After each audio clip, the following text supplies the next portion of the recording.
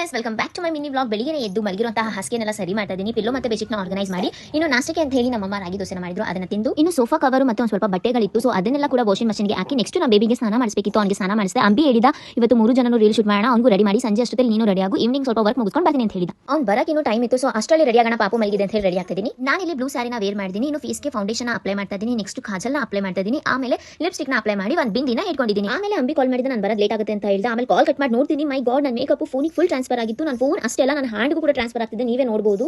ಇನ್ನು ನಾನು ಲಿಪ್ಸ್ಟಿಕ್ ಅಂತೂ ಕೇಳಲೇಬೇಡಿ, ಫುಲ್ ಟ್ರಾನ್ಸ್ಫರ್ ಆಗ್ತಿತ್ತು, ನೀವೇ ನೋಡಬಹುದು ಎಷ್ಟು ಟ್ರಾನ್ಸ್ಫರ್ ಆಗ್ತಿದೆ ಅಂತ ಹೇಳಿ. ಏನ್ ಮಾಡೋದು ಅಂತಾನೆ ಗೊತ್ತಾಗಲಿಲ್ಲ. ಹೇಗಿದ್ರು ಅಂಬಿ ಬರೋದು ಇನ್ನೂ ಲೇಟ್ ಆಗುತ್ತೆ ಅಂತ ಹೇಳಿ ಒಂದು ರೌಂಡ್ ಸ್ಲೀಪ್ ಹೋಗ್ಬಿಟ್ಟು ಬಂದೆ. ಮಲ್ಗೆದ್ದು ಬಂದು ನೋಡ್ಕೊಳ್ತೀನಿ, ನನ್ನ ಕಾಜಲ್ ಪೂರ್ತಿ ಸ್ಪ್ರೆಡ್ ಆಗೋಯ್ತು, ಒಳ್ಳೆ ದೆವ್ವ ತರ ಕಾಣ್ತಿದೆ. ಈ ರೀತಿ ಹೇಗಪ್ಪ ರೀಲ್ಸ್ ಮಾಡೋದು?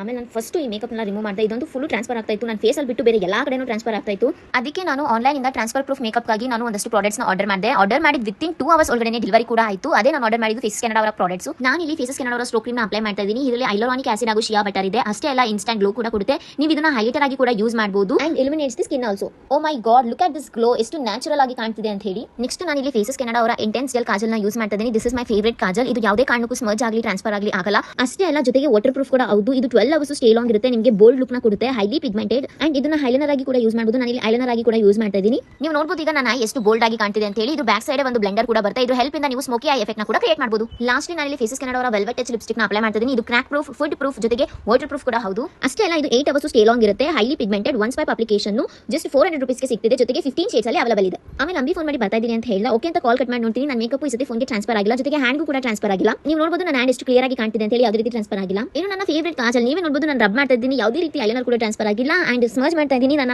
ಕಾಜಲ್ ಕೂಡ ಯಾವುದೇ ರೀತಿಯಾಗಿ ಸ್ಮರ್ಜ್ ಆಗಿಲ್ಲ. ಇನ್ನು ಲಿಪ್ಸ್ಟಿಕ್ ಕೂಡ ಅಷ್ಟೇ ಯಾವುದೇ ರೀತಿ ಟ್ರಾನ್ಸ್ಫರ್ ಆಗ್ತಾ ಇಲ್ಲ. ನಿಮಗೆ ನಾನು ಯೂಸ್ ಮಾಡಿರುವಂತಹ ಪ್ರಾಡಕ್ಟ್ಸ್ ಬೇಕಾದ್ರೆ ಡೌನ್ಲೋಡ್ ದಿ ಪರ್ಪಲ್ ಆಪ್, ಇಲ್ಲ ಅಂತ ಕೊಟ್ಟಿರುವಂತಹ ಸ್ಕ್ಯಾನರ್ನ ಸ್ಕ್ಯಾನ್ ಮಾಡಿ ಕೂಡ ನೀವು ಪರ್ಚೇಸ್ ಮಾಡಬಹುದು. ಎಸ್ ಫೈನಲಿ ಅಂಬಿ ಬಂದ. ಇವಾಗ ನಾವು 3 ಜನ ಕೂಡ ರೆಡಿ ಆಗಿ ರೀಲ್ಸ್ನ ಶೂಟ್ ಮಾಡಿದ್ವಿ. ಸೊ ಗೈಸ್ ಬಾಯ್.